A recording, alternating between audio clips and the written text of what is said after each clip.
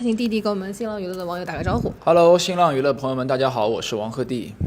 那作为去年这个阅文 IP 盛典年度影响力 IP 演员这个荣誉获得者，今年再次来到这个盛会的感受如何？很亲切吧，因为第一次来的时候也是带着大凤来的，那会儿还是待播，然后这一次来的时候，大凤已经跟大家见面了，已经播完也快1个多月了嘛，所以就感觉很亲切，而且这次来看到，我房间有阅文送给我的一些就是那个周边，然后里面也有许七安的这产品，就感觉啊，一下子感觉就是许七安的家这种感觉，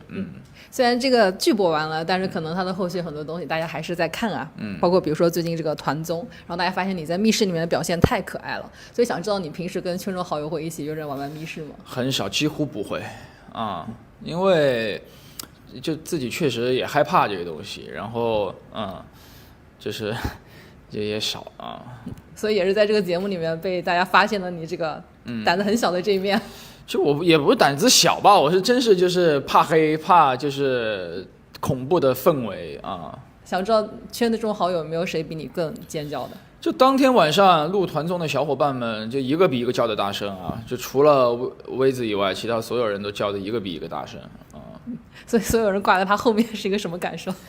没什么感受，就是唯一的一个坦，就是所以就跟着坦走嘛，你觉得自己有可能进化成坦吗？没有这个可能啊，因为我也不想去挑战成为坦这个可能啊。那你日常生活中是胆子比较大的人吗？就看其他方面吧，我觉得其他方面自己胆子还是算还可以的吧，就是像跳伞呀、蹦极啊，自己都有体验过，就在那方面就是胆子稍微大一些啊。极限运动爱好者？也不是爱好者吧，只是说那个敢于尝试，但是恐怖的氛围那个东西对我来说确实是一个比较害怕的东西啊。然后说到今天盛典，其实有聚集了很多的作家，所以有跟作家们就是交流一下嘛。那交流最多的还是卖报大大，就是我们大凤打更人的作者。今天下午他也来找我，因为之前在网上有说要互动拍大片嘛，所以今天下午就履行了这个拍大片的这个事情啊。怎么样？这个拿笔杆子的人今天拿起了相机。就是感觉卖报他很自信啊，然后我问他有没有什么我需要你配合你摆出的 pose 啊什么的，他也说没有，就让我坐那儿就好了。当然最后的成片我还没有看到啊，然后我也给他拍了一拍，反正到时候大家可以品鉴一下啊，可以 PK 一下。那我们可以在微博就是蹲守一下了。所以就比如说出去跟朋友玩，然后他拍的照片你可能觉得不太满意，你会说吗？会啊，但是我觉得出去玩这种照片对我来说可能记录更重要一些吧，就是拍的好不好看对我来说可能也没有那么重要啊，就是那张照片那一瞬间记录在手机相册里面就好了。如果你跨界当作家的话，你会写本什么样的书呢？我会写一个，我估计我应该也是会写那种中二热血的这种主题的东西吧啊。那可能会起名叫什么？起名叫什么？没什么主题，也不知道啊。不知道卖报大大同不同意我写个番外，打更人番外。他肯定同意，我们先帮他同意了。好，那说到今天活动是在新加坡举办嘛，其实不仅这个活动要走出国门，也希望我们的 IP 影响力可以出海。你觉得演员对于这个 IP 影响力出海可以发挥一些什么作用呢？那我觉得从我个人角度来感受，就是做好自己的分内工作，演好诠释好自己的角色和完成好自己的作品，然后让更高质量的作品然后带出海外，然后让海外的朋友们也看到就是我们国内的优秀的作品。我觉得你最近就做了一件这个带领 IP 出海事，就是在跟库里交流的时候，你其实是在以许仙安这个角色跟他交流。对。当时怎么会想到用大凤来跟他交流？因为当时我和库里最早连线的时候，也正好是大凤在播初期，所以那会儿大凤对我来说印象很深刻，就是生活60%-70%都和大凤有关吧，就是每天追剧啊，然后在网上和大家互动啊，看大家对剧的反馈，就那会儿就满脑子都是大凤，然后和库里连线的时候。就想到说有没有什么可以交流的，我就突然就想到说，可不可以让库里做一个打更人这个致敬的手势，就也算是一波文化输出吧啊。然后同时就是也让库里给我打了个扣，这种感觉就是蛮感谢他的。那这次见到他，除了跟他聊这个许七安，还跟他聊了些什么？其实就聊当天的比赛吧，就我跟他说，我说希望你今天能赢得比赛的胜利，然后就是因为我是支持你们，我告诉他我是支持你们队的，就希望你们今天能胜利，然后比赛顺利这样。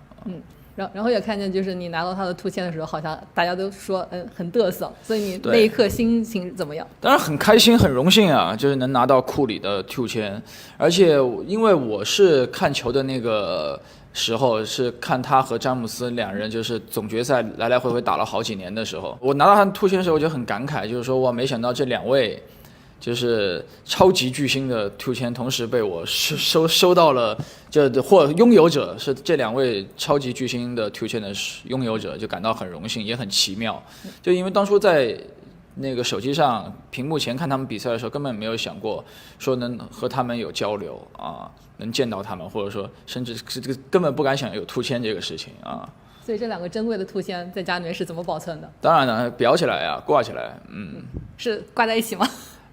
目前库里的那个还没有挂，因为我还没有回家。老詹的那个是，反正已经是挂在我家最显眼的地方了。我觉得库里那个应该就挂在一起吧，啊。所以他们两位会一直当对手。其实没有啊，因为这次奥运会两人也是队友嘛，两人也是联手，然后也打出了很多精彩的比赛。其实他们俩私下关系应该会非常好那种，但是我是作为观众，我是觉得就是用了他们俩的，我自己来说是一个很幸福的事情。对，就感觉这种名人之间交换突签是个很有趣的行为嘛。所以比如说圈中好友会跟你要突签吗？不会吧，我觉得互相应该也多奇怪啊！你说，比如说我要跟我一朋友要个签名照，要个突签，他肯定会觉得说你要送谁啊？肯定不会觉得是我自己想要这种，因为我觉得这个还是跨界，因为像这种顶级的运动员也是我们的偶像，就是我们也是一种粉丝心态，就是拥有他们的突签这种。那你之前有在微博翻牌回答网友，就是说想拥有詹姆斯的天赋、双商和心态，那你觉得在娱乐圈闯荡，你希望是什么样的一个心态？其实，前面我说这三个也挺受用于我自己的吧。然后我觉得在娱乐圈的，在我的工作里面，其实更多的需要是，专注在自己的角色和作品上。他最近其实也官宣了这个电影叫《星河入梦》，你在其中的角色可以给大家小小透露一下吗？预告片大家都有看，我那个角色叫徐天彪，然后也可以叫我彪哥，然后编号是 C91。最多也就说这么多了，不能再说了。对，预告里面还有就是大家看到可以，其实有很多的造型，有很多的主题啊，大家可以期待一下。看你在微博上宣传，就是说梦里啥都有。梦里啥都有，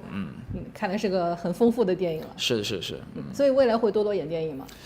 那有机会当然是非常愿意的了呀。就是，